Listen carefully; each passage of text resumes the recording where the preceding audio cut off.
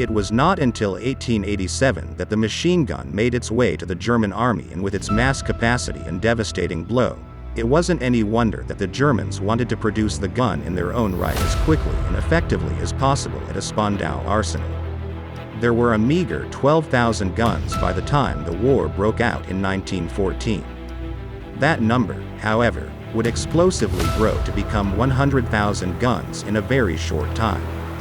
By 1917, the Germans were reporting that the majority of their small arms ammunition, 90% to be exact, were going into the chambers of their machine guns. This was a sobering thought.